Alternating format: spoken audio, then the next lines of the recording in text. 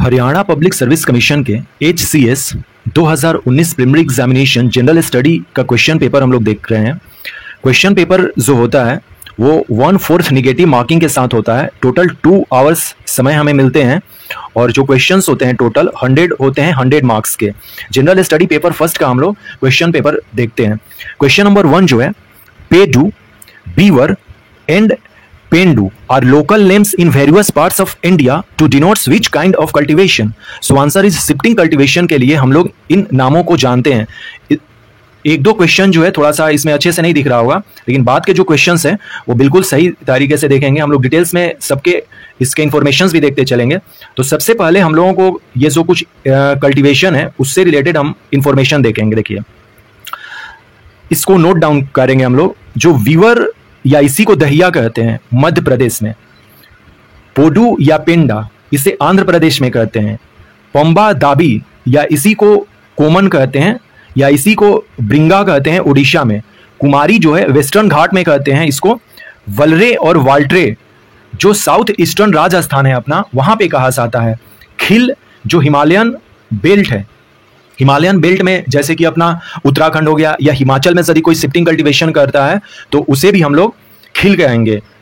और इसमें जो कुरुआ है वो झारखंड में कहते हैं। और हम लोग जानते हैं कि जो शिफ्टिंग कल्टीवेशन है वो मोस्ट फेमसली है झूमिंग कल्टीवेशन के नाम से। तो ये जो लिस्ट है उसको जान लें कि शिफ्टिंग कल्टीवेशन का मतलब क्या हुआ कि एक जगह से दूसरे जगह, हम लोग जानते हैं कि जो ट्राइबल्स पीपल होते हैं वो एक जगह से दूसरे जगह जब वो मूव करते हैं तो अपने कृषि योग्य भूमि को छोड़ देते हैं और फिर बाद में जाकर जंगल को अलग से जलाते हैं। मैंने शिफ्टिंग कल्टीवेशन पर एक डिटेल्स वीडियो बनाया है, 3 या 4 मिनट का वीडियो है, मैं डिस्क्रिप्शन में लिंक दे दूंगा, आप उसको जरूर देखें। Question number 2, which of the flowing monuments in India is not a world heritage site? World heritage site में कौन सा नहीं है? तो जंतर मंतर जो दिल्ली में है वो वर्ल्ड हेरिटेज साइट में नहीं है। वर्ल्ड हेरिटेज साइट जो है अपने इंडिया में अभी टोटल 40 हैं। मैंने वर्ल्ड हेरिटेज साइट पर भी एक डिटेल्स वीडियो बनाया है, उसका भी लिंक डिस्क्रिप्शन में रहेगा, आप उसे वॉच करेंगे तो पता चल जाएगा। So answer is D. Question number 3, what is the name of the new जाफर planet which was discovered in 2005? तो Eris, option A correct answer है। Question number 4, what should be the student teacher ratio at the upper primary level in school under the right to education act? तो 35:1, अर्थात कि 35 विद्यार्थी होने चाहिए और 1 शिक्षक होने चाहिए। अपर प्राइमरी लेवल में ये पूछा गया है। नाउ क्वेश्चन नंबर 5 जो है हम लोग देखते हैं। इसका क्वेश्चन नंबर 5 देखने से पहले सबसे पहले कुछ इंफॉर्मेशन देखते हैं। इबादत खाना, इबादत खाना का मतलब है हाउस ऑफ वर्शिप, जहां पर पूजा होती है उस घर को हम लोग इबादत खाना कहते हैं। इसकी स्थापना 1575 में मुगल एम्पायर अकबर के द्वारा हुई थी और अकबर का हम लोग जानते हैं कि शासनकाल जो है 1556 से लेकर 1605 तक था। इबादत खाना की स्थापना फतेहपुर सिकरी में की गई थी 1575 में। इसमें क्या होता था कि अकबर बैठे होते थे, ये एक काफ़ी फेमस पेंटिंग है, यहाँ पर अकबर बैठे हैं, डिफरेंट रिलीजियस के जो पीपल है, जो जानकार हैं वो आते थे और अकबर को बताते थे अपने धर्म के बारे में और अकबर इसके बारे में ध्यान से सुनते थे। तो ये पेंटिंग है। और जब इबादत खाना में इन सारी चीज़ों को सुनने और समझने के बाद अकबर को लगता है कि एक ऐसा धर्म बनाना चाहिए जो सारे धर्मों का निचोड़ हो, तो इन्होंने दीन इलाही का स्थापना किया 1882 में। तो ये भी हमें जानना है, क्वेश्चन पूछा जाएगा कि दीन इलाही की स्थापना कब की गई थी? 1882 में। इबादत खाना की स्थापना कब की गई थी? ये 1582 में। और इबादत खाना की स्थापना 1575 में की गई थी। किसके द्वारा? तो अकबर के द्वारा। तो ये जो दीन इलाही है एक नया धर्म है। तो दीन इलाही का पूरा डिटेल्स आपने देखा ऊपर में। फिर हम लोग जानते हैं अकबर का ये सारा काम है और ये जो रीजन है उनका। और फाइनली अकबर की जो डेथ है वो 1605 में हो जाती है, लेकिन दीन इलाही भी जो है 1606 के बाद खत्म ही हो जाता है लगभग, क्योंकि इसको मानने वाले लोग नहीं बचते हैं। जब तक अकबर थे 1582 में इसकी स्थापना होती है और 1605 में इनकी मृत्यु के बाद ही वो डिफंट यानी कि खत्म हो जाती है। एक अकबर से रिलेटेड ही है और मुगल साम्राज्य से ही रिलेटेड है, द शाला सिस्टम। द शाला सिस्टम एक तरह का टैक्सेशन है। द शाला सिस्टम एक तरह का टैक्सेशन है जिसकी शुरुआत 1580 में अकबर के द्वारा की जाती है और इसको फाइनली जो इंट्रोड्यूस्ड है, मतलब इसका जो मेन खाका खींचा गया था वो राजा टोडरमल के द्वारा खींचा गया था। तो द शाला सिस्टम जो है वो 1580 में अकबर ने लागू कर दिया। ये एक टैक्सेशन सिस्टम है। सेम इसी तरह से द शाला सिस्टम के बारे में और ये सारी चीज़ें इंफॉर्मेशन हैं, आप एक बार इसको देख सकते हैं। अकबर के टाइम में मुगल अंपायर कुछ इस तरह से दिखता था, आप देख पा रहे होंगे। एक और चीज है गल्ला बख्शी। गल्ला Bakshi was another land revenue system used during this period in areas such as the region of Thatta, part of Kashmir, and Sarkar of Ondhar. This system was divided into three different systems, which include Vatti, काट बटाई and लांग बटाई। तो ये इसके तीन different system है, लेकिन हमें यह जानना होगा कि गल्ला बख्शी क्या है जो मुगल साम्राज्य से रिलेटेड है। तो गल्ला बख्शी जो है एक लैंड रिवेन्यू है, ये हमें बस जानना होगा और ज़्यादा इसमें नहीं जानना है। उसी तरह से नशक is also a revenue system जो कि मुगल साम्राज्य से रिलेटेड है। ये बिहार और कश्मीर और बंगाल में लागू था जो नशक सिस्टम है। तो ये जो कुछ सिस्टम देखें लैंड रिवेन्यू के, ये बस नाम याद रखना होगा कि नशक लैंड रिवेन्यू है, उसी तरह से अपना गल्ला बख्शी लैंड रिवेन्यू है, उसी तरह से अपना दशाला सिस्टम जो है ये भी एक लैंड रिवेन्यू है। और ये तीनों जो लैंड रिवेन्यू सिस्टम है वो अकबर के टाइम पीरियड से स्टार्ट होती हैं। तो यही क्वेश्चंस, इस तरह से क्वेश्चन इससे पूछे जा सकते हैं, इसलिए मैंने इन सारे को रख दिया, नशक को भी रख दिया, गल्ला बख्शी को भी रख दिया। अब हम लोग क्वेश्चंस आते हैं। एक्चुअली जो हरियाणा पब्लिक सर्विस कमीशन था उसने जो क्वेश्चन नंबर 5 था इसको डिलीट कर दिया था। आप देख पा रहे होंगे ये ऑफिशियल आंसर की का स्क्रीनशॉट है जिसमें कि क्वेश्चन नंबर 5 को क्रॉस किया गया है, दैट मींस डिलीट कर दिया गया है। सबसे पहले हम लोग जानते हैं जजिया। जजिया कर को समाप्त करने वाला पहला मुगल शासक अकबर था। ओके, मुस्लिम शासक नहीं, मुगल शासक। जजिया कर पर भी मैंने एक डिटेल्स वीडियो 4 या 5 मिनट का बनाया है, उसका भी लिंक डिस्क्रिप्शन में रहेगा, आप उसको वॉच करें। अकबर ने, चूंकि अकबर से पहले जस्ट और 2 मुगल सम्राट आए थे, बाबर और हुमायूं। तो अकबर जो है 1564 में जजिया को समाप्त करते हैं, लेकिन फिर 1575 में इसे लागू कर देते हैं और फाइनली इनके दिमाग में आता है 79 और 80 में कि नहीं इसे पुनः समाप्त कर दिया जाए। तो पुनः समाप्त कर देते हैं, फिर औरंगजेब आते हैं तो फिर औरंगजेब लगाते हैं। तो इसी तरह से ये सिस्टम जजिया का चलते रहता है, वो उस वीडियो में डिटेल्स में मैंने बताया। तो इस क्वेश्चन को हटा दिया गया है, लेकिन हम लोगों को ये जान लेना होगा कि ऑलरेडी हम लोगों ने देखा कि दशाला सिस्टम कब इंट्रोड्यूस्ड हुआ था। तो दशाला सिस्टम जो है वो 1500, अभी जस्ट फिर से एक बार देख लेते हैं कि दशाला सिस्टम कब इंट्रोड्यूस किया गया था। Dahsala system Raja Todarmal actually here 1580 में। ओके, 1580 में दशाला सिस्टम को इंट्रोड्यूस किया गया था अकबर के द्वारा। और ये कॉन्सेप्ट किसका था? तो ये कॉन्सेप्ट था टोडरमल का। तो दशाला सिस्टम कब किया गया था? 1580 में। महजर की उद्घोषणा जो है 1579 में की गई थी अकबर के द्वारा। और जजिया उन्मूलन में हम लोगों ने देखा कि 2-3 डेट है जो कि यहां से कुछ मैच नहीं करेगा। और इबादत खाना की स्थापना जो है वो 1575 में हुई थी। तो ये 2 चीजें इसमें मैच कर रही है, लेकिन 2 चीजें जो है वो मैच नहीं कर रही थी, इसलिए इसका फाइनल जो है आंसर की हरियाणा पब्लिक सर्विस कमीशन के द्वारा डिलीट कर दिया गया था। लेकिन हम लोगों ने चारों सिस्टम को जाना। दशाला की शुरुआत कब हुई थी? तो दशाला के सिस्टम जो है 1580 में हुई थी। महजर की उद्घोषणा 1579 में हुई थी। जजिया का उन्मूलन ऑलरेडी हम लोगों ने देखा कि अकबर के टाइम में जजिया का ये कंडीशन था। और इबादत खाना की स्थापना जो है ये 1575 में होती है। इबादत खाना की स्थापना कब होती है? 1575 में। और 1582 में दिन इलाही की स्थापना होती है। तो ये सारा डेटा था इससे। द वर्ल्ड ड्राइएस्ट डेजर्ट जो है ना वो आटाकामा है। Option D is correct answer. Atacama is the correct answer for this. Now question number 7 जो है इसमें बुद्धिस्ट काउंसिल जो 4 हैं उनके बारे में दिया गया है और वो कहाँ हुए थे। तो डिटेल्स में इसको जानने की कोशिश करते हैं और आप इसको रिवीजन कर लेंगे कि इसमें कौन राजा थे जो इसको फंड प्रोवाइड किए थे और इसके चेयरमैन कौन थे उसको भी जानना है। फर्स्ट बुद्धिस्ट काउंसिल जो है ये राजगीर में हुआ था। सेकेंड जो है वो वैशाली में हुआ था। थर्ड जो है पाटलिपुत्र में हुआ था। और फोर्थ जो है वो कुंडलबन, ये जम्मू एंड कश्मीर में है, वहां हुआ था। तो इस तरह से यदि हम मैच करवाएं तो ऑप्शन सी करेक्ट आंसर है इसका, क्वेश्चन नंबर 7 का। तो क्वेश्चन नंबर 7 का option C is correct answer. Now questions देखने से पहले एक नंबर हम देखते हैं क्रोमेटोफोर। क्रोमेटोफोर जो होता है, chromatophores are cell that produce color of which many type are pigments containing cells or group of cells found a wide range of animal including amphibians, fish, reptiles, crustaceans and cephalopods. Mammals and birds in contract have a class of cell called melanocytes for colorations. तो ये इतना नहीं जानना है, बस ये जानना था कि क्रोमेटोस 4 जो होते हैं ये सेल होते हैं जो कि प्रोड्यूस्ड एक कलर करते हैं जिसमें कि पिगमेंट कंटेन होता है। यही क्वेश्चन था कि pigment containing and light reflecting cells are known as chromatophore. So option C is correct answer. Blue revolution aquaculture से रिलेटेड है, दैट मीन्स फिश का जो प्रोडक्शन है उससे रिलेटेड है ब्लू क्रांति जो है, नील क्रांति। Question number 10, what does the earth do on its axis? तो रोटेट भी करता है, स्पिन भी करता है। एक्चुअली मेनली जो है वो रोटेट करता है, हम लोगों ने वर्ड सुना था, लेकिन हरियाणा पब्लिक सर्विस कमीशन ने अपने फाइनल आंसर में जब कोर्ट केस हुआ तो उसमें दोनों ऑप्शन को सही पाया। तो यदि स्पिन भी कहीं दिखता है तो स्पिन भी करेंगे। इसका हिंदी चक्रण इन्होंने अनुवाद किया था और रोटेशन का मतलब घूर्णन इन्होंने किया है, तो सही है। सेम क्वेश्चन नंबर 11 में भी जो है राइस का एविडेंस कहां पाया गया था?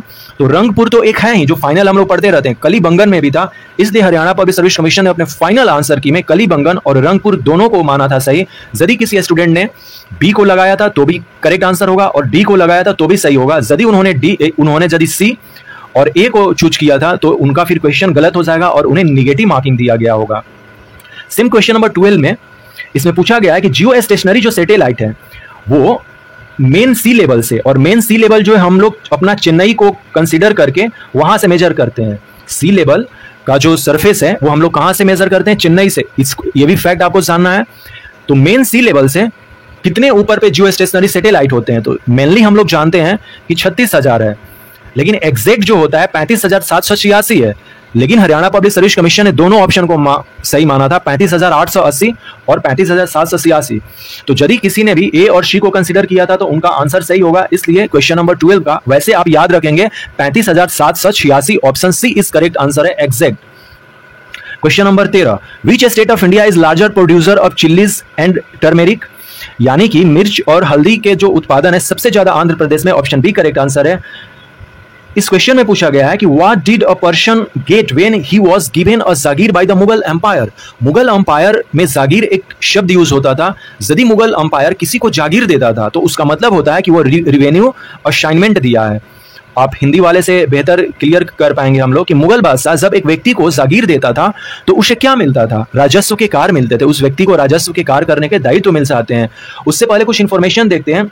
माटाचिला डैम जो है यह उत्तर प्रदेश के ललितपुर जिले में स्थित है। आप मैप में देख पा रहे होंगे, यहाँ पर ललितपुर जिला है जिसमें कि माटाचिला जो डैम है वो बेतवा नदी पे स्थित है। तो option C is correct answer for question number 15। Question number 16, match करना है हमें। एक तरफ हिस्टोरिकल राइटर्स हैं और एक तरफ उनकी बुक्स हैं। अबुल फजल, अबुल कादरी बदायूनी, जियाउद्दीन बर्नी, अब्दुल हमीद लाहौरी, ये राइटर्स हैं और इनके बुक जो है अबुल फजल अकबरनामा लिखते हैं। अकबरनामा एक पार्ट है आईने अकबरी की। मैंने आईने अकबरी पर एक डिटेल्स वीडियो बना के रखा है, इसका डिस्क्रिप्शन में लिंक होगा। मैं रिक्वेस्ट कर रहा हूं कि उसको जरूर देखिए, आपको बिल्कुल क्लियर हो जाएगा कि आईने अकबरी क्या है और अकबरनामा क्या है। सो अबुल फजल से रिलेटेड हो जाएंगे अकबरनामा। अब्दुल कादिर बदायूनी जो है इन्होंने मुख्तकब उत तवारीखे लिखे हैं। जियाउद्दीन बर्जी फिरोज शाह तुगलक के टाइम में थे तो इन्होंने तारीख फिरोज शाही लिखा है। और अब्दुल हमीद लाहौरी जो है ये शाहजहां के शासनकाल में थे तो इन्होंने पादशाह नामा लिखा है। So option C is correct answer. इस तरह से मैच हो जाएगा। अबुल फजल अकबरनामा, अब्दुल कादिर बदायूनी मुंतखब उत तवारीख और जियाउद्दीन बर्नी तारीख फिरोज शाही, अब्दुल हमीद लाहौरी अकबरनामा। ये अब्दुल हामिद लाहौरी पादशाहनामा, अब्दुल हमीद लाहौरी पादशाहनामा, ओके, और अबुल फजल अकबरनामा होंगे। तो ये option C is correct answer. Now question number 17, disguised unemployment is said to occur when?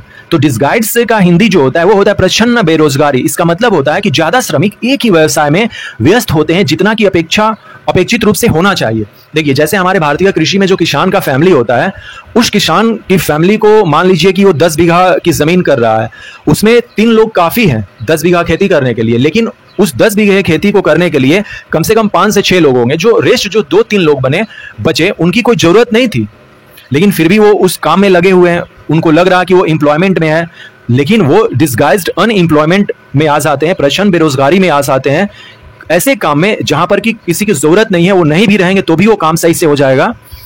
तो ये कई बार क्वेश्चन आ चुका है कि प्रच्छन्न बेरोजगारी किसे कहते हैं या आप क्या समझते हैं, तो इस डिफिनेशन को याद कर लीजिए।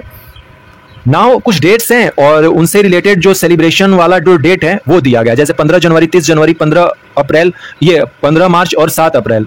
15 जनवरी जो है ये आर्मी डे है, 30 जनवरी मार्टायर्स डे है। 30 जनवरी 1948 को महात्मा गांधी जी को नाथूराम गोडसे ने गोली मार दी थी, तो हम लोग 30 जनवरी को मार्टायर्स डे सेलिब्रेट करते हैं। 15 मार्च कंज्यूमर डे होता है और 7 अप्रैल वर्ल्ड हेल्थ डे सेलिब्रेट हम करते हैं। अभी जस्ट वर्ल्ड हेल्थ डे से रिलेटेड कुछ इंफॉर्मेशंस देखेंगे नीचे में। तो ऑलरेडी हम लोगों ने देख लिया 15 जनवरी सेना दिवस, 30 जनवरी शहीद दिवस, 15 मार्च उपभोक्ता अधिकार दिवस और 7 मार्च विश्व स्वास्थ्य दिवस। कुछ उससे पहले हम लोग देखते हैं यहाँ पर कि हमारे पास अभी कोस्टल एरियाज वाला आएंगे। हमारा जो इंडिया है, जो कोस्टल लोकेशन है, हमारे कोस्टल स्टेट और यूनियन टेरिटरी, जिसमें कि गुजरात के पास सबसे ज़्यादा कोस्टल एरियाज है, कोस्टल लाइन है। कोस्टल लाइन जो सबसे ज़्यादा गुजरात में है स्टेट में, लेकिन वैसे होल देखा जाए तो सबसे ज़्यादा अंडमान निकोबार के पास 1962 किलोमीटर का कोस्टल लाइन है। तो ये सारा डेटा है गुजरात के पास। फिर Maharashtra, Goa, Daman and Diu, Karnataka, Kerala, Tamil Nadu, Puducherry, Andhra Pradesh, Orissa, west Bengal, Lakshadweep island, Andaman Nicobar, और टोटल जो है हमारा कोस्ट लाइन वो 7516.6 7516.6 किलोमीटर का हमारा कोस्ट लाइन है, मेनलैंड एंड आइलैंड दोनों को मिलाकर। तो यही क्वेश्चन पूछा गया था कि इंडिया का जो कोस्ट लाइन है वो कितने किलोमीटर का है। तो इसमें हरियाणा पब्लिक सर्विस कमीशन ने दोनों आंसर को कंसिडर कर लिया था। देखिए यहां पर भी 7515.6 किलोमीटर लिखा है और यहाँ पे 7516.6 किलोमीटर लिखा है, जबकि ये होम मिनिस्ट्री जो है, गवर्नमेंट ऑफ होम मिनिस्ट्री जो है वो 7516.6 किलोमीटर कहती है। तो फिर इसको मानने की कोई जरूरत नहीं थी, लेकिन हरियाणा पब्लिक सर्विस कमीशन ने इसमें एक एडवांटेज दिया था कि बाय द वे नहीं होता है कि हम लोगों को देखने में उस समय हमारा आंख बंद हो जाता है एग्जामिनेशन हॉल में। तो जो कैंडिडेट बी को भी सिलेक्ट किए थे तो उनको भी 1 नंबर मिल गया होगा, और जो कैंडिडेट सी कंसीडर किए होंगे उनको भी 1 नंबर मिल गया होगा, लेकिन यदि डी और ए किए होंगे तो उनको निगेटिव 0.25 मिल गया होगा। तो ये कहने का मतलब है, तो इस तरह से थोड़ा सा चौकन्ने रहेंगे। देखिए कभी कभी क्या होता है कि इन्हीं के मिस प्रिंटिंग के चलते हमारा जानते हुए भी क्वेश्चन जो होता है वो गलत हो जाता है। सो बी केयरफुल, आप क्वेश्चन को भी पढ़ें कि वो क्या पूछ रहा है और उसके ऑप्शंस को भी अच्छे से देखें, क्योंकि 100 ही क्वेश्चन होते हैं अपने HCS में और 2 घंटे का समय होता है, तो थोड़ा सा इसमें दिमाग लगाना चाहिए हमें। भारत निर्माण 2005 में हुआ था जब मनमोहन जी की सरकार थी, तो इसका मतलब है to develop infrastructure and connectivity in rural areas. इसमें 6 यानी कि 6 कंपोनेंट्स थे भारत निर्माण में। वर्ल्ड हेल्थ ऑर्गेनाइजेशन की स्थापना 7 अप्रैल 1948 को होती है, इसीलिए हम लोग 7 अप्रैल को वर्ल्ड हेल्थ डे सेलिब्रेट करते हैं। इसकी जो हेडक्वार्टर है वो जेनेवा स्विट्जरलैंड में है। और जो सबसे इंपॉर्टेंट चीज़ है हम लोगों को जानना यह है कि देखिए अभी इसके जो जनरल हैं, डायरेक्टर जनरल हैं, ये टेड्रो एनोम ज़िब्रियस ही हैं, जो कि इनका ये 2nd टर्म स्टार्ट हो रहा है। 2017 में ये पहली बार सिलेक्ट हुए थे, 5 साल का इनका टर्म होता है और दूसरी बार फिर से ये चुने जा चुके हैं। तो यदि पूछा जाए 2022 में जो इलेक्शन हुई थी जनरल असेंबली में इनके लिए, जो वर्ल्ड हेल्थ असेंबली था जेनेवा का, उसमें तो इनको चूज कर लिया गया था 2nd टाइम के लिए। तो अभी जो यूनाइटेड नेशंस का जो अपना वर्ल्ड हेल्थ ऑर्गेनाइजेशन है, Tedros reelected to lead the world health organisation, यानी कि 2nd टर्म में ये हो गए हैं, अब ये 2027 तक रहेंगे। क्वेश्चन नंबर 20 ऑलरेडी हम लोगों ने देख लिया कि भारत निर्माण प्रोग्राम जो है 2005 में स्टार्ट हुआ था और इसमें क्या है कि ग्रामीण क्षेत्रों में बुनियादी ढांचा और कनेक्टिविटी को विकसित करना। Question number 21, What kind of microorganisms are there in nitrogen fixing bacteria show prokaryotic? Option B is correct answer. Black cotton soil को रेगुर सॉइल कहते हैं और ये जो है महाराष्ट्र और गुजरात में पाया जाता है। ब्लैक कॉटन सॉइल जो कि कॉटन के लिए यानी कि कपास की खेती के लिए काफी इंपॉर्टेंट है। Question number 22 option A is correct answer. Question number 23, the 3 major kharif crops grown in Haryana, तो पैडी, शुगर कैन और कॉटन हो जाएगा। सिंपल सी बात है, वीट जो है वो खरीफ नहीं है, मस्टर्ड जो है नहीं है, वीट जो है नहीं है, तो रेस्ट जो ऑप्शन बचा option A is correct answer. In which rock edict Ashoka named in Persian and not in his title Devanampriya. Actually Ashoka जो है मेनली वो देवन नाम प्रिया के नाम से जाने जाते थे, उनका टाइटल था, लेकिन एक मस्की ये अशोका का एक एडिक्ट है जो मस्की में है, उस पर अशोका नाम लिखा गया है, तो ऑप्शन ए करेक्ट आंसर है। Question number 25, under which viceroy was the Indian university commission set up in 1902, तो 1902 में जो यूनिवर्सिटी कमीशन था वो लॉर्ड कर्जन के टाइम में हुआ था। लॉर्ड कर्जन का टाइम पीरियड जो है वो 1898 से लेकर 1905 तक था और इसी के टाइम पीरियड में बंगाल का पार्टिसिपेशन जो है वो आया था। एक्चुअली क्या था कि 19 जुलाई 1905 को इसने अनाउंस किया कि अब जो है बंगाल को दो प्रोविंस में बांट दिया गया है, एक ईस्ट बंगाल और एक वेस्ट बंगाल। ओके, और ये फाइनल जो है 19 जुलाई 2005 का जो इसका घोषणा था, ये 16 अक्टूबर 1905 को ऑफिशियली लागू हो गया। अर्थात कि 16 अक्टूबर 1905 में दो प्रोविंस में काम करना स्टार्ट कर दिया सरकार ने, एक इधर ईस्ट बंगाल और इधर वेस्ट बंगाल। तो ये इसका कहानी है। 19 जुलाई 1905 को करजन ने अनाउंस किया कि हम बंगाल को दो भाग में बांट देंगे, एक ईस्ट बंगाल और एक वेस्ट बंगाल में, एडमिनिस्ट्रेशन को अच्छे से चलाने के लिए। तब 19 जुलाई 1905 को लॉर्ड कर्जन था, लेकिन जब 16 अक्टूबर 1905 को यह लागू हो गया ऑफिशियली, उस समय लॉर्ड मिंटो आ गया था।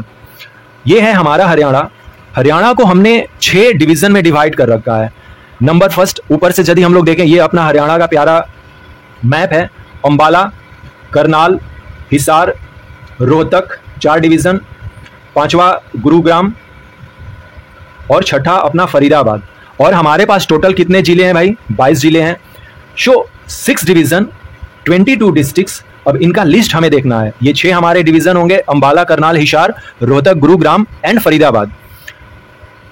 हमारे पास हरियाणा में 6 एडमिनिस्ट्रेटिव डिवीजन है, 22 डिस्ट्रिक्ट्स हैं, 73 सब डिवीजन है, 93 रिवेन्यू तहसील है, 15 सब तहसील है, 142 कम्युनिटी डेवलपमेंट ब्लॉक्स हैं, 154 सिटीज एंड टाउन्स हैं, 7030 विलेजेस हैं एंड 6234 विलेज पंचायत हैं।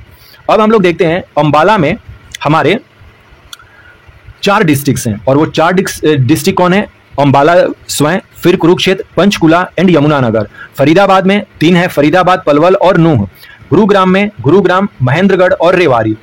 हिसार में 4 हैं, फतेहाबाद, जिंद, हिसार और सिरसा। रोहतक में सबसे ज्यादा डिस्ट्रिक्ट हैं, झज्जर, चरखी दादरी, रोहतक, सोनीपत और भिवानी 5।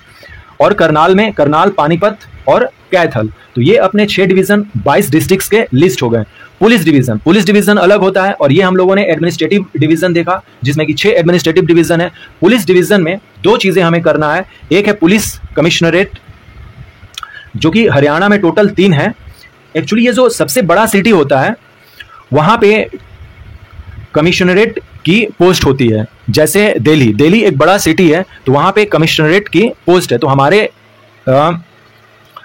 हरियाणा में 3 ऐसे शहर हैं, फरीदाबाद, गुरुग्राम और पंचकुला, जहां पर कि कमिश्नरेट हैं। तो 3 ही हमारे पास कमिश्नरेट हैं, तो इनके नाम भी जान लेने होंगे। क्वेश्चन ये पूछ सकता है कि हरियाणा में कौन सा जो है इसमें से कमिश्नरेट नहीं है, तो ऑप्शन में ये तीनों रहेंगे, और चौथा मान लीजिए कि उन्होंने दे दिया करनाल, तो करनाल नहीं है अपना। नाउ पुलिस रेंजेज हमारे हरियाणा में 5 हैं, और 5 में वो कौन कौन से डिस्ट्रिक्ट हैं ये हमें देखना है। अंबाला पहला एक रेंज है, जिसमें अंबाला, यमुनानगर, कुरुक्षेत्र है।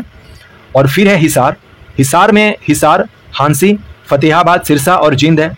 फिर थर्ड पर है करनाल में करनाल, पानीपत, कैथल। और फिर है साउथ। ओके, यहां पर कोई नहीं लिखा है कि साउथ में गुरुग्राम है या फरीदाबाद है, केवल साउथ लिख दिया गया है। तो साउथ में महेंद्रगढ़, रेवाड़ी, पलवल और नूह। और फाइनली रोहतक में रोहतक, झज्जर, सोनीपत, भिवानी और चरखी दादरी। तो हमारे पास 5 पुलिस डिवीजन है, जिसमें कि इस तरह से कुछ हमने अपने डिस्ट्रिक्ट्स को रखे हैं। फिर इलेक्टोरल डिवीजन देखते हैं। हमारा जो हरियाणा है, यहाँ पर लोकसभा की 10 सीटें हैं और राज्यसभा की 5 सीटें हैं। तो लोकसभा की वो कौन सी 10 सीटें हैं, उनके बारे में हम लोग जान लेते हैं।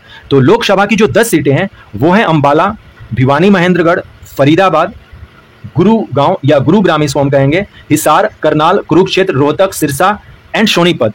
ये 10 जो है लोकसभा की सीटें हैं, जिसमें से कि 2 जो है ये रिजर्व हैं, किसके लिए? एससी के लिए। ओके, तो ये सारा चीज है अपना।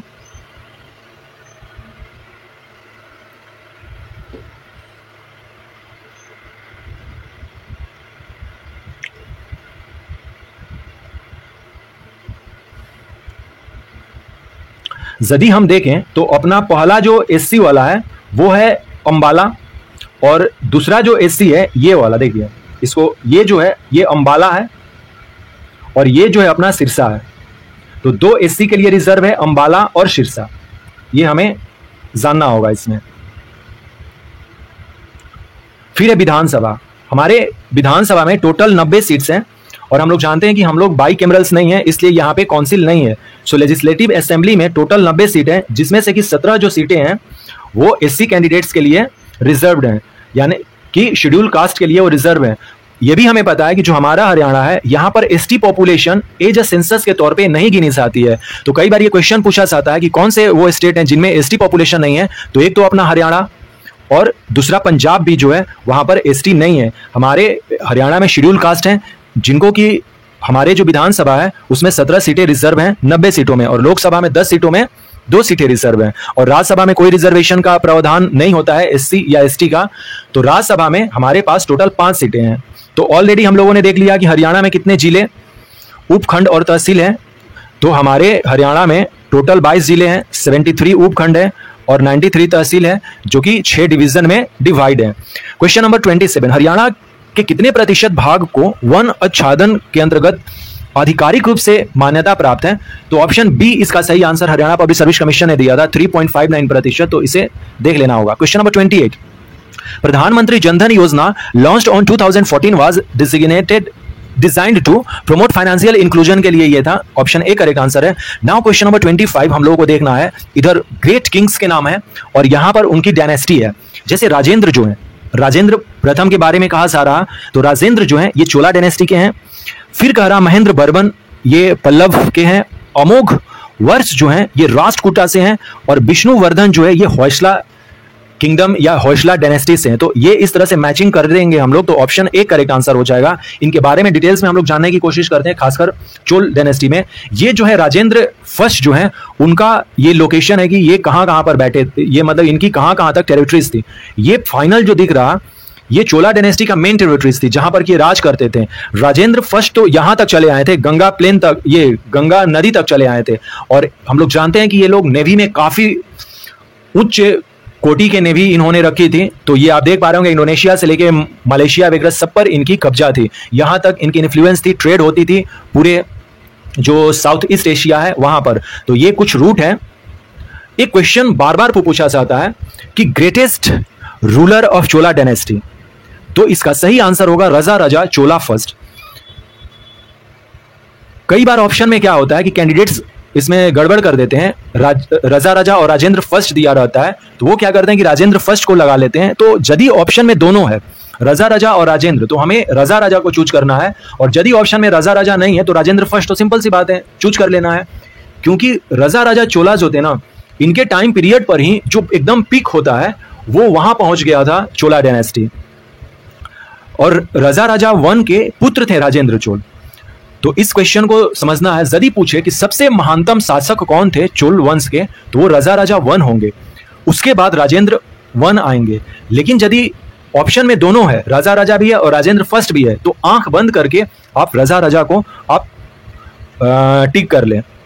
यह है तंजावुर मंदिर।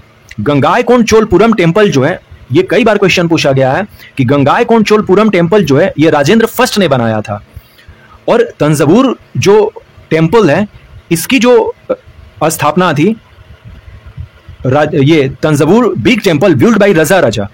देखिए सबसे पहले गंगाईकोंड चोलपुरम की स्थापना भी रजा राजा करते हैं, और वहीं पर तंजावुर टेम्पल बनाते हैं। फिर अपने माँ के नाम पर राजेंद्र फर्स्ट जब आते हैं तब गंगाईकोंड चोलपुरम बनाते हैं, और गंगाईकोंड चोलपुरम में भी टेम्पल बनाते हैं। तो ये अपना सारा चीज है, ये तंजावुर का मंदिर है जिसको कि रजा राजा फर्स्ट ने बनाया था, और इनके शासनकाल में जो आर्किटेक्चर है चोला पीरियड का वो जेनिथ पे था, यानी कि सबसे ऊंचा था। आप देख पा रहे होंगे इस इमेज में, ये काफी फेमस इमेज है। यहां पर ये भगवान शिव हैं, ये मां पार्वती हैं, और यहां पर राजेंद्र फर्स्ट जो हैं ये हैं। तो ऐसा माना जाता है कि राजेंद्र फर्स्ट का जो राज्याभिषेक है वो स्वयं शंकर ने किया था। आप देख पा रहे होंगे इस स्कल्पचर में, काफी फेमस ये स्कल्पचर है, आप जाएंगे तो ये दिख जाएगा, और कई पेंटिंग्स में इस तरह की बातें मिलती हैं। वैसे ये स्कल्पचर है, आप देख पा रहे होंगे स्कल्पचर में, और coronation of king Rajendra Chola by lord Shiva and Parvati.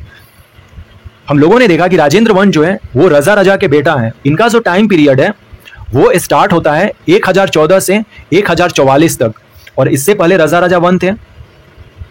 तो ये सारा कुछ था इंपॉर्टेंट इंफॉर्मेशन चोल वंश से, तो हम लोगों ने देखा। और चोल वंश की स्थापना जो है विजयालय ने की थी। अब थोड़ा सा देखते हैं ये युकातक चैनल जो है ये मैक्सिको है, और यहां पर गल्फ ऑफ मैक्सिको है और ये क्यूबा है। तो पूछा गया था कि एक्चुअली मैक्सिको जो है ये वाला पोर्शन है, ये मैक्सिको है, ये वाला इसमें जो पोर्शन है ये मैक्सिको वाला कुछ पोर्शन है। तो मैक्सिको और क्यूबा के बीच में युकातक चैनल है। यही क्वेश्चन पूछा गया था कि युकातक चैनल जो है वो किसके बीच में है। तो हम देख पा रहे हैं कि ये मैक्सिको का पार्ट है और ये क्यूबा का पार्ट है और इसी के बीच में युकातक चैनल है या युकातक स्ट्रेट है। तो क्वेश्चन यही है कि युकातन स्ट्रेट जो है किन दो कंट्रियों को ज्वाइन करता है, तो Mexico and Cuba. The supreme court of fort William in Calcutta was established by which act, so regulating act of 1773 में किया गया था। नाउ यहां पर कुछ एक तरफ उस स्टेट के पहचान है और एक तरफ स्टेट है। जैसे मणिपुर का जो पहचान है वो एक्चुअली मणिपुर का जो पहचान है वो है gateway of east. Gateway of east कौन है भाई? मणिपुर है। फाल्कन कैपिटल किसको कहते हैं? फाल्कन कहाँ मिलता है? तो नागालैंड में फाल्कन मिलते हैं। ऑर्चिड्स जो है ना ये अरुणाचल प्रदेश में मिलते हैं। और लैंड ऑफ हिल पीपल जो है इसका सही ऑप्शन हो जाएगा मिजोरम। इस तरह से मैच ए करेगा इसका। तो ये डेटा था। Falcon capital Nagaland. The orchid state यानी कि जो फूलों की जो देश है जहां पे छोटे छोटे जंगली फूल खिलते हैं उसे ऑर्किड कहते हैं, अरुणाचल प्रदेश में मिलते हैं। The gateway to the east Manipur हो जाएगा और the land of the hill people Mizoram. Option A correct answer. Now question number 33, इसको डिलीट कर दिया गया था हरियाणा पब्लिक सर्विस कमीशन के अकॉर्डिंग। तो इसका कोई आंसर नहीं है इसमें कि उष्णकटिबंधीय पूर्वी प्रशांत महासागर के ऊपर समुद्र की सतह के तापमान में अनियमित औधिक भिन्नता के कारण उत्पन्न महासागरीय धारा को क्या कहते हैं। तो इसको काट दिया गया था। अब यहां पर हम लोग देखते हैं पॉलिटी से रिलेटेड क्वेश्चन है। जैसे एक्टस रिशस, तो एक्टस रिशस जो है इसका मतलब होता है गिल्टी एक्ट। सर्शियरी जो है to be apprised. Habeas corpus का मतलब है you may have the body and mandamus का मतलब होता है वी कमांड। इस तरह से ऑप्शन ए करेक्ट आंसर हो। हमारे पास एक्टस रिसस जो है ये रीट नहीं है, हमारे पास टोटल जो रीट है वो 5 है। तो इस रीट को हमें याद रखना होगा। और रीट जो हमने लिखा है वो आर्टिकल 32 में लिखा गया है। इसका डिटेल्स आप पॉलिटी में एक बार देख लेंगे और 5 को याद कर लेंगे। इस तरह से भी क्वेश्चंस पूछे जा सकते हैं। अब हम लोग कुछ देखते हैं 8 प्लान। हमारे पास भारत में टोटल 12 5 ईयर प्लान आए थे जिसमें कि 8 प्लान जो था 1992 से 1997 तक रहा था। तो यही इसमें पूछा गया है। तो 92 से 97, तो मनमोहन सिंह ने जब इकोनॉमिक लिबरलाइजेशन किया था, जब उस समय फाइनेंस मिनिस्टर थे और PV Narasimha Rao prime minister थे, उस समय लिबरलाइजेशन का कॉन्सेप्ट आया था हमारे इंडिया में एलपीजी का। तो देखते हैं क्या क्वेश्चन पूछा गया है कि राव मनमोहन प्लान कब आया। तो इसमें 8, 9, 10th और 12 दिया गया। तो ये तो होगा ही नहीं, 9th तो 1997 के बाद स्टार्ट होगा। तो इस ऑप्शन के अकॉर्डिंग 8 प्लान हो जाएगा। लेकिन ये 1991 में ही आ गया था और 8 प्लान जो है अपना 1992-97 से स्टार्ट हुआ था। तो इस तरह से कुछ अपने को याद कर लेना होगा। जो भी 12 प्लान है, मैंने 5 ईयर प्लान पर भी डिटेल्स एक वीडियो बनाया है, उसको जरूर देखें, मैं डिस्क्रिप्शन में लिंक दे दूंगा। एक्चुअली क्या है कि 5 ईयर प्लान से हरियाणा पब्लिक सर्विस कमीशन में हर एक साल एक ना एक क्वेश्चन पूछता ही है। नाउ क्वेश्चन नंबर 36, कुछ एक्ट्स और योजनाएं हैं और उनका ईयर है, हमें मैच करना है। National rural employment guarantee act जो है सबसे पहले ये 2005 में आता है। National rural employment guarantee act जो है यानी कि जो एमजी नरेगा आप जिसको कहते हैं। प्रधानमंत्री जनधन योजना ऑलरेडी ऊपर में भी हम लोगों ने देखा कि 2004 में आया था, ये 14 में आया था 2014 में। तो बी का जो है वो सी मैच कर जाएगा। तो ये दोनों ऑप्शन खत्म, यहां पर बी का सी है ऑलरेडी। अब हम लोग देखते हैं क्या होगा। एम्प्लॉयमेंट एश्योरेंस जो ये स्कीम है ये 1993 में आया था और प्रधानमंत्री ग्राम्योदय योजना 2000 में आया था, इसलिए इसका सही answer option B correct answer है। Question number 37, who was appointed attorney general of India 30 June 2017। K Venugopal, और अभी 2022 में भी के वेणुगोपाल ही अटॉर्नी जनरल ऑफ इंडिया है। आर्टिकल 76 में अटॉर्नी जनरल ऑफ इंडिया के बारे में कहा गया है। और अटॉर्नी जनरल जो होता है इंडिया का, वो गवर्नमेंट का यानी कि सेंट्रल गवर्नमेंट का जो मतलब वकील होता है वो अटॉर्नी जनरल होता है और राज्य का जो वकील होता है उसे एडवोकेट जनरल कहते हैं। क्वेश्चन नंबर 38, कुछ इधर साइंसेज हैं और हम उस साइंस में किस चीज का स्टडी करते हैं उसके बारे में कहा गया है। जैसे एक्रोलॉजी, एक्रोलॉजी में हम लोग स्टडी ऑफ मिट्स करते हैं। सेटोलॉजी, सेटोलॉजी में हम लोग study of whales and dolphin करते हैं। जियोफोनिक जो है ना, ये एग्रीकल्चर से रिलेटेड है, और एशियोलॉजी स्टडी ऑफ फिशेस से रिलेटेड है। इसलिए ऑप्शन सी करेक्ट आंसर है, इसका मैच कर जाएगा। हम लोग फिर से देख लेते हैं यहाँ पे। इक्थियोलॉजी जो है मछली का अध्ययन, एक्रोलॉजी ये धुन का अध्ययन, सीटोलॉजी वेल एंड डॉल्फिन का, और जियोफोनिक जो है ना ये कृषि का अध्ययन। जियोफोनिक्स में जनरली जो वाटर से रिलेटेड प्लांट्स होते हैं उनके बारे में स्टडी किया जाता है। Question number 39, high molecular weight compound formed by combining large number of small molecules of low molecules weight is called polymer. Option A correct answer है। Now question number 40, a vector is a physical quantity which has, vector quantity में दोनों चीजें होती है, magnitude भी होता है और डायरेक्शन भी होता है, जबकि जो स्केलर क्वांटिटी होती हैं उनमें केवल मैग्नीट्यूड होता है, डायरेक्शन नहीं होता है। तो वेक्टर जो क्वांटिटी होती हैं उनमें मैग्नीट्यूड एंड डायरेक्शंस दोनों होते हैं, और ये ट्रेंगल लॉ जो है, ये ट्रेंगल लॉ, हाँ ट्रेंगल लॉ को भी फॉलो करते हैं। शायद ट्रेंगल लॉ ही है या कुछ और है, फॉलो करते हैं। हम लोग देख के, वैसे मैं इसमें कमेंट कर दूंगा, उसको पिन कर दूंगा कि डायरेक्शन तो है ही, हाँ ट्रेंगल लॉ को शायद फॉलो करते हैं। जैसे कि इलेक्ट्रिसिटी जो है, इलेक्ट्रिसिटी में मैग्नीट्यूड एंड डायरेक्शन दोनों है, लेकिन हम उसे स्केलर क्वांटिटी कहते हैं, वेक्टर क्वांटिटी नहीं कहते हैं, क्योंकि वो ट्रेंगल लॉ या पैरेललोग्राम लॉ है भाई, उसको देखना होगा, ठीक ना, हम लोग देख लेंगे। Question number 41, which of the following Indian city was declared as a World Heritage City by UNESCO? तो अहमदाबाद को डिक्लेयर किया गया था, ऑप्शन डी करेक्ट आंसर है। क्वेश्चन नंबर 42 को इन्होंने कैंसिल कर दिया था, लेकिन हम लोग जान लेते हैं कि इसमें थोड़ा सा जो भी है, जैसे डिस्कवरी ऑफ एक्सरे जो है ये विलियम कोनार्ड रॉन्जन ने किया था। एक्सरे की खोज किसने की थी? रॉन्जन ने की थी, ये हमें जानना होगा, तो इसको देख लेते हैं हम लोग, लेकिन ऐसे इसका क्वेश्चन का आंसर हटा दिया गया था।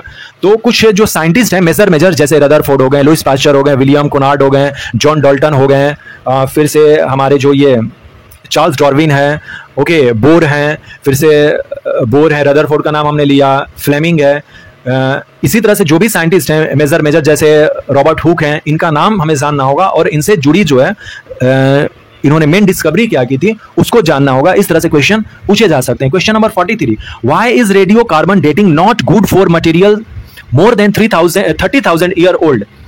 क्यों रेडियो कार्बन डेटिंग 30,000 वर्ष से अधिक पुरानी जो सामग्री है के लिए अच्छी नहीं है? वो मतलब कि सही डेट उसका नहीं बता सकता, क्योंकि 30,000 वर्ष में C14 की मात्रा लगभग बेहद कम हो जाती है, जिससे कि हमें सही डेट नहीं मिल पाएगा, इसीलिए हम लोग इसको यूज नहीं करते हैं। So option C is correct answer. Question number 44 काफी फेमस क्वेश्चन है, गुरु नानक के जीवन संबंधी जानकारी किस मुख्य स्रोत से मिलती है? तो जन्म साखी, ऑप्शन बी करेक्ट आंसर है।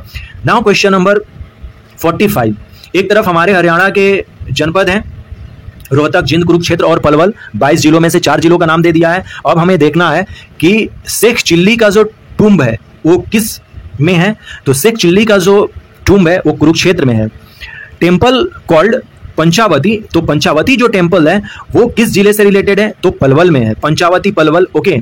जयंती देवी जिंद में है, और जिंद का नाम भी जयंती देवी जो टेम्पल है, जयंती माँ के ही नाम पर जिंद हमारा पड़ा है।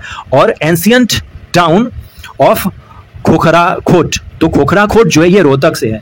आप देख पा रहे होंगे शेख चिल्ली का जो ये टूम्ब है थानेश्वर जो हरियाणा है वहां पर है, और जो अपना थानेश्वर है और कहीं नहीं, ये कुरुक्षेत्र में ही है। और थानेश्वर बताइए किस लिए फेमस है? हर्षवर्धन से वो किस तरह से रिलेटेड है? आप कमेंट करके बताएं कि थानेश्वर क्या है। ऑलरेडी हम लोगों ने देख लिया अपने जिले और जो हमारे जो रिलेटेड फेमस चीजें हैं। शेख चिल्ली का मकबरा कुरुक्षेत्र में है, पंचवटी नामक मंदिर जो है वो पलवल में है, पंचवटी जयंती देवी का जो मंदिर है वो जिंद में है, और पुराने शहर खोखराकोट जो है वो रोहतक से संबंधित है। Question number 46, Gandhi ji famous Dandi march in March 1930 heralded the start of which movement? जो सिविल डिसोबीडियंट मूवमेंट स्टार्ट हुआ था। सिविल डिसोबीडियंट मूवमेंट जो है 1930 से 34 तक चला था। हम लोग जानते हैं कि डांडी मार्च जो है 12 मार्च से लेकर 6 अप्रैल 1930 तक चला, और इसमें टोटल जो दिन है 24 दिन लगे थे। 12 मार्च से 6 मार्च तक आप काउंट करेंगे तो 24 दिन होंगे। कई बार क्वेश्चन पूछा गया है कि गांधी जी ने कितने दिन की यात्रा की थी दांडी मार्च के लिए? तो 24 दिन। 5 अप्रैल को वो लोग दांडी पहुंच गए थे, और 6 अप्रैल को इन्होंने नमक बनाकर कानून तोड़ा, नमक कानून को। अब हमारे पास फिर से जिले हैं हमारे, सॉरी ये डिवीजन है, और यहाँ पे हमारे जिले हैं। ऑलरेडी हम लोगों ने देख लिया कि हमारे पास 6 डिवीजन है। एक बार फिर से आप उसको देख लीजिए कि वो कौन कौन से डिवीजन है और उनके अंदर कौन कौन से जिले हैं, तो वही मैच करना है। करनाल में जो है अपना वो करनाल, पानीपत और कैथल है, तो पानीपत कैथल यहाँ पे हो जाएगा। हिसार में जिंद और सिरसा है, अंबाला में कुरुक्षेत्र, यमुनानगर और रोहतक में झज्जर और Bhiwani. So option D is correct answer. Razia Sultan का जो टुम्ब है वो कैथल में है। रजिया सुल्तान को मार दिया गया था, कैथल में ही एसेसिनेट किया गया था, तो उनका जो मकबरा है यानी कि टुम्ब जो है वो कैथल में ही है। Now question number 49,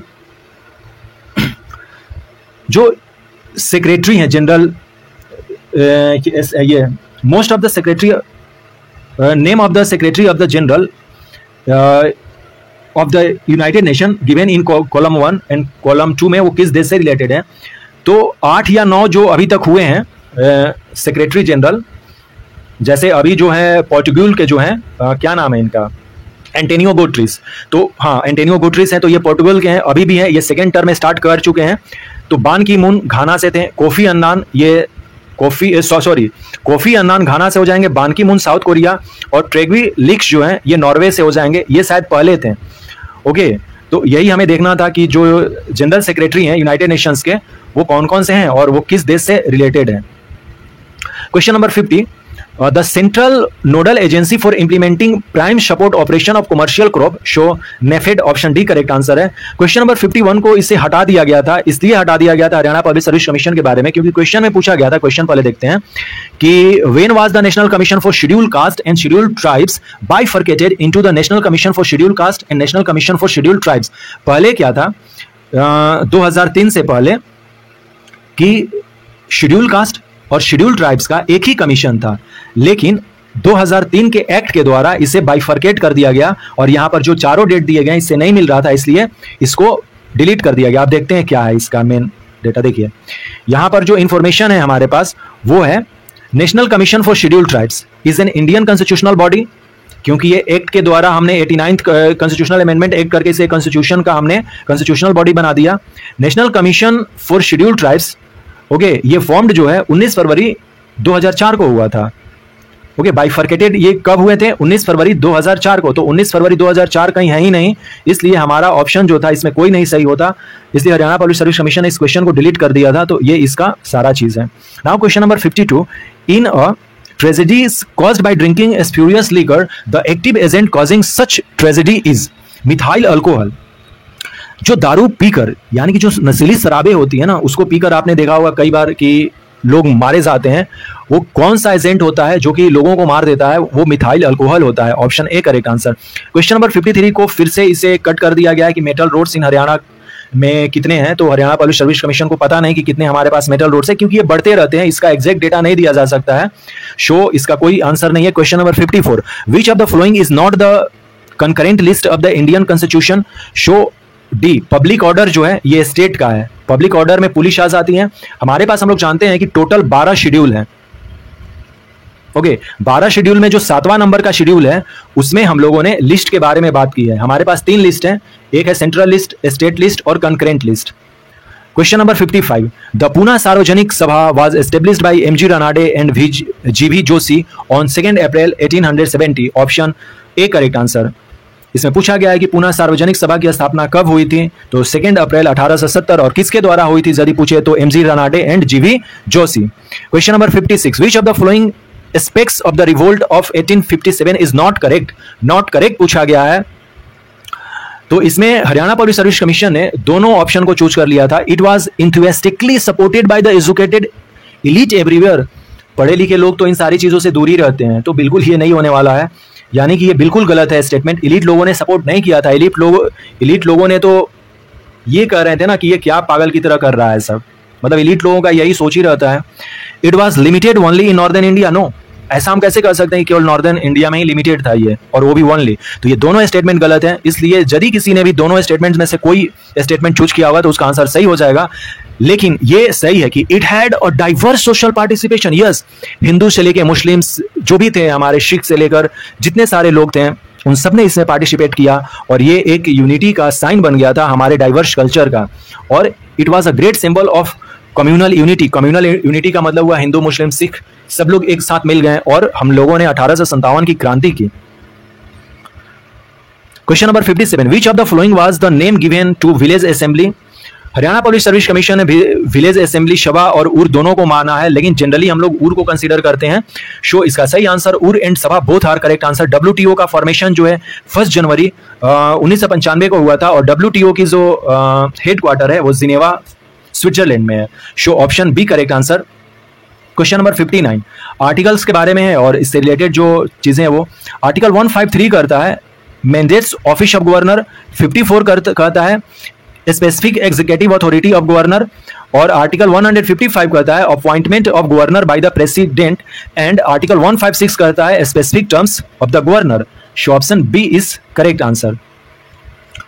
now question number 60 में हम लोग देखते हैं हरियाणा शहरी विकास प्राधिकरण के बारे में पूछा गया था। तो हरियाणा जो है वो कुछ इस तरह से हम लोगों ने इसको बांटा है कि हरियाणा जो शहरी विकास प्राधिकरण जो है इसकी स्थापना 13 जनवरी 1977 को होती है। तो ये भी हमें जानना होगा। इसका हेडक्वार्टर पंचकुला में है अपने हरियाणा में। इसमें ये वाला हमें जानना है कि इसके जो जोन्स हैं जैसे फरीदाबाद जोन है, गुरुग्राम जोन है, हिसार जोन है, ये पंचकुला जोन है और रोहतक जोन है। 1 2 3 4 5 जोन है और ये इसके डिस्ट्रिक्ट्स जो हैं या जो लोकेशंस हैं वो बांट दिए गए हैं। तो ये आप एक बार देख लेंगे। यदि ये पूछा जाता है कि हरियाणा शहरी विकास प्राधिकरण कब स्थापित हुई थी तो 13 जनवरी 1977। तो हरियाणा पब्लिक सर्विस कमीशन ने इसका आंसर काट दिया था कि इसमें क्या क्या चीजें हैं इस क्वेश्चन में। इसका सही आंसर नहीं माना था कुछ। नाउ क्वेश्चन नंबर 61 एक तरफ कुछ ये इंस्ट्रूमेंट है और उससे मेजर क्या करते हैं वो दिया गया। जैसे गैल्वेनोमीटर से हम लोग मेजर इलेक्ट्रिक करंट करते हैं,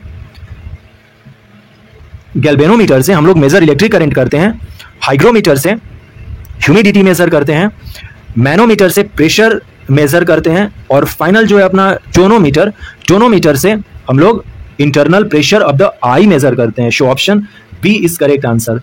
नाउ क्वेश्चन नंबर नेक्स्ट जो देखने से पहले आप ये देखिए, ये फेमस जो स्कल्पचर है तमिलनाडु में स्थित है, स्टेचू ऑफ कनागी। चेन्नई में ये स्टेचू जो है कनागी का है। अभी जस्ट बता दें आपको कि कनागी है कौन और ये क्यों इतनी फेमस है तमिलनाडु में। तमिलनाडु में इन्हें तमिल माँ के नाम से भी जाना जाता है, कनागी को कभी कभी कनाकी भी कहते हैं। A legendary Tamil women who form the central character of the Tamil epic Silappatikaram जो है ये जो है इलिंगो ने लिखा है। अभी जस्ट देखेंगे कि क्या इन्होंने इसमें फेवर किया है। ये जब पांड्यन किंग थे उस समय ये मदुरई में रहती थी। ओके, इनके हस्बैंड का नाम कोबलम था। कोबलन को क्या किया, पांड्यन किंग ने डेथ दे दिया और डेथ क्यों दे दिया, क्योंकि इसको लगा, देखिए सबसे पहले यहां पर भी एक स्टेचू देखते हैं इनका, कनागी और कोबलन का है, दोनों ये हस्बैंड वाइफ हैं। कनागी ये भी आप जानिए। Puhar, Kannagi was the daughter of the merchant and ship captain Manayakan from Puhar. Puhar कई बार पूछा गया है, ये पोर्ट सिटी था। Okay, she marriage the son of Makatuban Kobalan, whose family were sea traders and had sea goddess Mani Mekali of patron deity. Later, Kobalan met a dancer Madhvi and had an affair with her. Actually क्या था कि कोबलन जो है वो अपने घर को छोड़कर इसीलिए जाता है क्योंकि उसको एक और लड़की से प्यार हो जाता है, माधवी से, और ये छोड़कर चला जाता है अपनी वाइफ को, कनागी को। तो जब वो पांड्यास किंग में जाता है तो पांड्यन किंग जो थे वहां की जो रानी थी इस पे लगाती हैं इल्जाम लगाती हैं कोबलन पर कि इसने मेरे कंगन को चुराया है। आप देखिए इनके हाथ में, वहां पर भी आपने देखा होगा तो इन्होंने हाथ में उठाकर वो कंगन लिए थे और पूरा ये कंगन का मामला है। तो कंगन चुरा लिया है कोबलन ने, इसलिए इसको डेथ दिया जाए। तो ये जब बात कनागी को पता चलता है तो कनागी बहुत आग बबूला हो जाती हैं और फिर आकर जो पांडियंस कैपिटल मदुरई थी उसको डिस्ट्रॉय कर देती हैं। कई बार क्वेश्चंस ये भी पूछा गया है, खासकर तमिलनाडु पब्लिक सर्विस कमीशन से मैंने इस तरह के क्वेश्चंस देखे हैं कि मदुरई की जो डिस्ट्रक्शंस है वो किसने किया था, तो कनागी ने किया था। और ये लिखा कहाँ गया है, शिलापट्टिकरम में। और शिलापट्टिकरम के जो लेखक हैं वो कौन है, तो शिलापट्टिकरम के जो लेखक हैं वो है इलेंगो एडिगल, काफी फेमस राइटर हैं तमिल लिटरेचर में। हम लोगों ने कनागी और कोबलन से रिलेटेड इंफॉर्मेशन देखा। हम लोगों ने देखा कि कनागी और कोबलन हस्बैंड वाइफ है, ये पांड्यन किंग्स में रहती हैं। पांड्यन किंग्स ने कोबलन को फांसी दे देते हैं, तो इस बात को लेकर कनागी गुस्सा हो जाती हैं और वो मदुरई को डिस्टर्ब कर देती हैं। तो यही सारी कथा जो है वो शिलापट्टिकरम में लिखी गई है और इलिंगो अडिगल के द्वारा लिखी गई है। यही क्वेश्चन पूछा गया था। तोल्कापियार जो है ये तोल्कापियम ने लिखा है इसको, तो ये नहीं होगा, ये भी काफ़ी हैं, हम लोग देखेंगे सारी चीज़ें। तो एक्चुअली अभी हम लोग शिलापट्टिकरम पर ही अभी फोकस करते हैं। तो शिलापट्टिकरम से रिलेटेड ये सारी इंफॉर्मेशन है, इलिंगो अडिगल ने इसकी रचना की है। Now question number 63, the amount of heat required for a substance to change from one state to another without change in temperature is called latent heat. गुप्त उष्मा उसे कहते हैं कि किसी पदार्थ को एक अवस्था से दूसरी अवस्था में बिना ताप में बदलाव के परिवर्तन होने के लिए आवश्यक उष्मा की मात्रा है, तो गुप्त उष्मा। Question number 64, how many millions square kilometres is the surface of area of earth. तो 510 मिलियन स्क्वायर किलोमीटर जो है वो अपना अर्थ का सरफेस एरिया है, और इसमें 3 गुना कर देंगे तो वो हो जाएगा वाटर का सरफेस एरिया। क्योंकि हम लोग जानते हैं कि 4 हिस्सा में 4 पार्ट में 3 पार्ट जो है वाटर है और 1 पार्ट अर्थ ये लैंड सरफेस है। तो लैंड सरफेस का एरिया 510 है, इसे रट लीजिए, और 510 में जैसे ही 3 से मल्टीप्लाई करेंगे ये वाटर सरफेस हो जाएगा। क्वेश्चन नंबर 65, कुछ केमिस्ट्री है और उससे रिलेटेड कुछ फील्ड्स हैं। बायोकेमिस्ट्री में हम लोग chemicals process in living organisms के बारे में स्टडी करते हैं। मटेरियल केमिस्ट्री में हम लोग solid state chemistry and polymers chemistry का स्टडी करते हैं। फिजिकल केमिस्ट्री में फिजिकल प्रिंसिपल्स और केमिकल प्रोसेस को जानते हैं। और एनालिटिकल जो केमिस्ट्री होती है इसमें हम लोग detections and determinations of the chemicals and compounds करते हैं। ऑप्शन डी करेक्ट आंसर है। नाउ क्वेश्चन नंबर 66, एमिटोफोबिया जो है ना, ये वोमिटिंग का भय है, यानी कि उल्टी। तो एमिटोफोबिया जो है ये फियर किसका है, तो वोमिटिंग यानी कि उल्टी का। तो जो बहुत सारे फोबियाज हैं, ओके, जैसे पानी का फोबिया, उसको क्या कहते हैं, तो इसका एक कम से कम 5 या 10 जो है इस तरह के फोबियाज वाले डेटा कलेक्ट कर लेने चाहिए और हमें याद कर लेना चाहिए।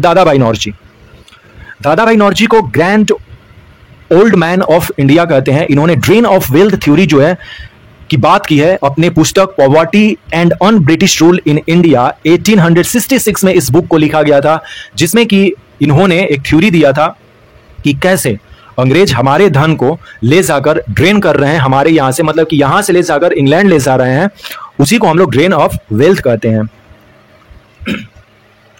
तो क्वेश्चन अलग अलग तरीके से पूछा जाता है। पहला क्वेश्चन ये पूछा जाएगा कि poverty and un British rule in India किसकी रचना है, तो दादाभाई नौरोजी को grand old man of India कहते हैं। Poverty and un British rule in India Dadabhai Naoroji ने 1866 में लिखा। और poverty and un British rule in India में दादाभाई ने लिखा क्या है, तो उन्होंने लिखा है ड्रेन ऑफ वेल्थ थ्योरी के बारे में। Question number 69, the historic grand trunk road does not passes through which of the following districts in Haryana. हमारे हरियाणा में जो रोहतक है वहां से ग्रैंड ट्रंक रोड नहीं गुजरता है। ग्रैंड ट्रंक रोड का जो निर्माण है ये शेरशाह सूरी के द्वारा किया गया था। ये अफगानिस्तान को आज के बांग्लादेश से जोड़ता था, जबकि कुरुक्षेत्र, अंबाला और पानीपत से जीटी रोड गुजरता है। Question number 70, the science based seller of brief history, ये स्टीफन हॉकिंग की बुक है, यही क्वेश्चन पूछा गया था। काफी इंपॉर्टेंट और फेमस क्वेश्चंस हैं। एक तरफ water gas, natural gas, CNG, LPG है। तो वाटर गैस जो है ना, ये कार्बन मोनोऑक्साइड एंड हाइड्रोजन का कंबाइंड फॉर्म है। नेचुरल जो गैस है ये मीथेन और इथेन है। नेचुरल गैस मीथेन और इथेन। सीएनजी जो है इसमें मेनली मीथेन डाला जाता है और एलपीजी में ब्यूटेन एंड प्रोपेन डाला जाता है। तो ये हम लोगों को बिल्कुल याद कर लेना चाहिए कि इसमें क्या क्या चीजें होती हैं। ये क्वेश्चन जरूर पूछे ही जाएंगे। Water gas carbon monoxide plus hydrogen, natural gas methane and ethane, CNG केवल methane, LPG butane and propane. Question number 72, एक तरफ कुछ संत हैं और एक तरफ इनसे रिलेटेड कुछ लोग हैं। निजामुद्दीन औलिया काफी फेमस है। निजामुद्दीन औलिया ये फाउंडर ऑफ रोशनिया ऑर्डर हैं। बयाजिद अंसारी जो है ये तानसेन के स्पिरिचुअल्स एंड म्यूजिकल प्रिसिपिटर थे। शाह मोहम्मद गौस ये स्पिरिचुअल प्रिसिपिटेटर्स ऑफ अमीर खुसरो हैं।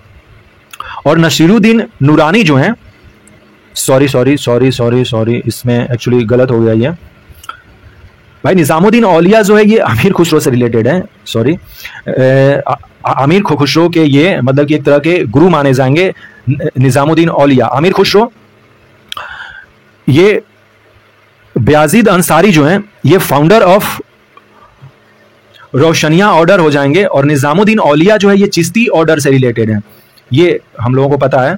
शाह मोहम्मद गौस जो है ये तानसेन के स्पिरिचुअल्स और म्यूजिकल प्रेस्पिरेटर्स हैं, और नूरुद्दीन नूरानी जो है ये founded the Rishi order in Kashmir. इस तरह से ऑप्शन बी करेक्ट आंसर है। निजामुद्दीन औलिया अमीर खुसरो के आध्यात्मिक गुरु, बायजीद अंसारी ये जो है रोशनिया ऑर्डर के संस्थापक, शाह मोहम्मद गौस ये तानसेन के आध्यात्मिक और संगीत गुरु, और शाह मोहम्मद गौस तानसेन के आध्यात्मिक और संगीत गुरु, नूरुद्दीन नूरानी जो है ये कश्मीर में ऋषि ऑर्डर की स्थापना करते हैं। Question number 73, which of the following design the world first 30 kilowatt class Athena drone destroying laser show. ये लॉकडी मार्टिन, ये करंट का क्वेश्चन है, इस तरह से इंसाना नहीं है, कुछ यहाँ पे घराना है और उनसे रिलेटेड लोग हैं, लेकिन इसको हरियाणा पब्लिक सर्विस कमीशन ने डिलीट कर दिया था क्वेश्चन को। लेकिन हमें जो फेमस घराना है उसको याद कर लेना होगा, जैसे कि अभी पंडित बिरजू महाराज की डेथ हुई थी, ये शायद बनारस घराना से थे, इस तरह से हमें बनारस घराना, इस तरह से मैहर घराना, पटियाला घराना, इनके कुछ फेमस लोगों के बारे में हमें जान लेना होगा। क्वेश्चन ये पूछा जाता है, जैसे क्लासिकल डांस के बारे में पूछा जाता है हमसे, और जो डिफरेंट टाइप्स के एम्ब्रॉयडरी होती हैं उन पर भी क्वेश्चंस पूछे जाते हैं, तो उनका भी हमारे पास लिस्ट होना चाहिए। इवन जो क्लासिकल हमारे मार्शल आर्ट हैं उनका भी लिस्ट हमारे पास होना चाहिए। क्लासिकल डांस हैं, जो फोक डांस हैं, उनका हमारे पास लिस्ट होना चाहिए। जैसे 8 हमारे पास क्लासिकल डांस है ना, तो क्लासिकल डांस हो गए, और हर एक स्टेट का अपना एक फोक डांस होता है, जैसे राजस्थान का कलबेलिया है, तो ये हमें जानना होगा। Question number 75, which of the flowing high court has the largest number of benches. तो बॉम्बे हाई कोर्ट के पास भी 3 है और गुवाहाटी हाई कोर्ट के पास भी 3 है। बॉम्बे हाई कोर्ट के पास 3 जो बेंच है इसका, एक तो नागपुर में है, और एक औरंगाबाद में है, और एक पणजी में है। उसी तरह से गुवाहाटी हाई कोर्ट के पास भी 3 इसके बेंचेस हैं। Question number 76, which of the following is not a radio active delta. Delta जो है ये रेडियो एक्टिव पार्टिकल नहीं है, जबकि बीटा, गामा और अल्फा जो है वो रेडियो पार्टिकल है।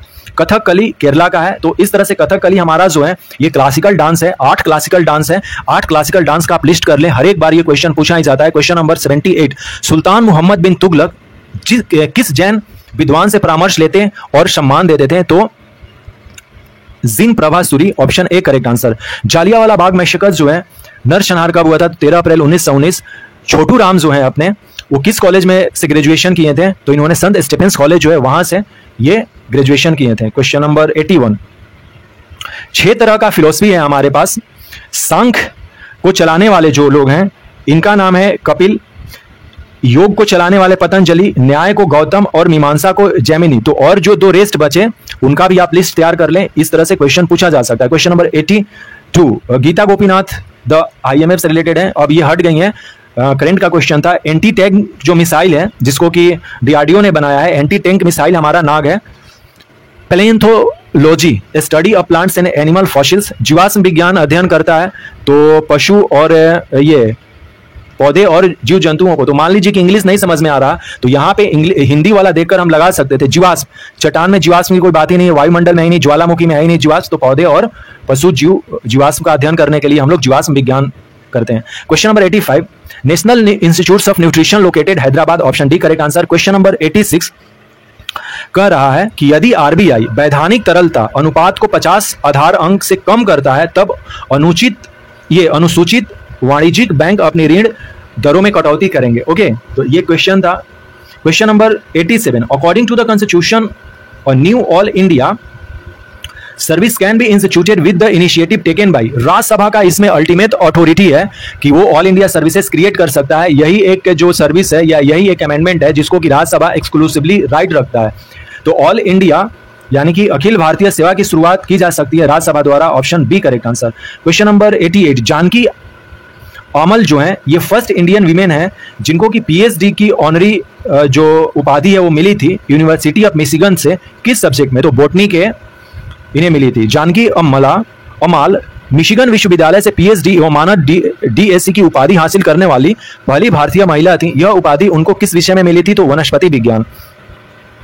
यहाँ पर कुछ वेदांग हैं और उनसे रिलेटेड जो ऑप्शन है वो है, जैसे शिक्षा, शिक्षा का मतलब है phonetic, phonology and pronunciation.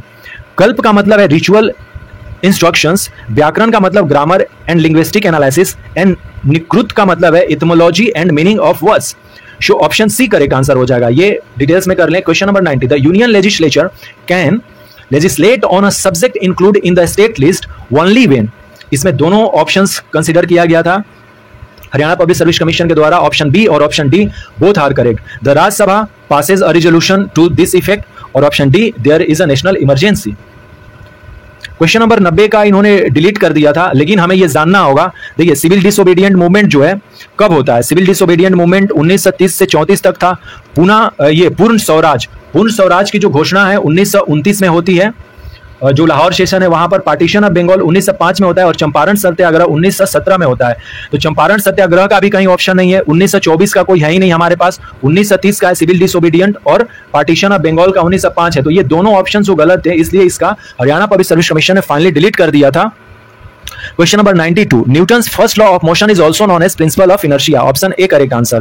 Question number 93, which among the following cities has the midday sun exactly overhead only once in a year? So none of the above हो जाएगा। इसमें से हमारे इंडिया में कभी नहीं होता है। Question number 94, when the nucleus of uranium is bombarded with neutrons, it breaks up into two of nearly equal mass. This process is called fission. विखंडन कहते हैं इसको। जब यूरेनियम का नाभिक न्यूट्रॉन के साथ बमबारी करता है, यह लगभग समान द्रव्यमान के दो हिस्सों में टूट जाता है। इस प्रक्रिया को हम विखंडन कहते हैं। अब यहां पर कुछ national parks and wild life sanctuary हैं, जैसे केबला देवी जो है ये राजस्थान में है, पेंच मध्य प्रदेश, उदयपुर बिहार से है, और कोटी गांव गोवा में है। So option A correct answer. Question number 96, Indus valley site located in Haryana. तो राखीगढ़ी में है, पानीपत में, करनाल में या कैथल में इस तरह का कोई साइट नहीं है इंदस वैली सिविलाइजेशन का। और राखीगढ़ी जो है वो भारत का सबसे बड़ा ही नहीं, इंदस वैली सिविलाइजेशन का अब ये प्रूफ हो गया है कि सबसे बड़ा एरिया वाइज कौन सा साइट है, तो राखीगढ़ी ही है। क्वेश्चन नंबर 97 को डिलीट कर दिया गया है।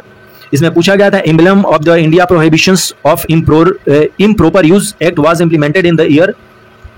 हरियाणा पब्लिक सर्विस कमीशन के द्वारा इसका आंसर डिलीट कर दिया गया है। Question number 98, the Nobel prize for physics. तो नोबेल प्राइज ऑफ फिजिक्स जो है 2021 में जब मिला है, उसका हमें डेटा करके जाना होगा। अभी जो नेक्स्ट एग्जाम होने वाला है अपना, तो नोबेल प्राइज से पूछे जाते हैं। इसका भी क्वेश्चन इन्होंने डिलीट कर दिया है इस क्वेश्चन का, लेकिन हमें सी रंगराजन, के वाई अलग कमेटी, DT लकड़ावाला और सुरेश तेंदुलकर जो है, जो कमेटी या कमीशन है, इनका हमें डेटा जान लेना होगा। Now finally question number 100, the biologist who discovered the scientific functions of cell in 1965 was Robert Hooke. 1965 में रॉबर्ट हुक ने सेल की खोज की थी। ये फाइनल आंसर की है हरियाणा पब्लिक सर्विस कमीशन के द्वारा। एक्चुअली ये प्रीलिमिनरी एग्जामिनेशन 2017 है, लेकिन 2019 में है।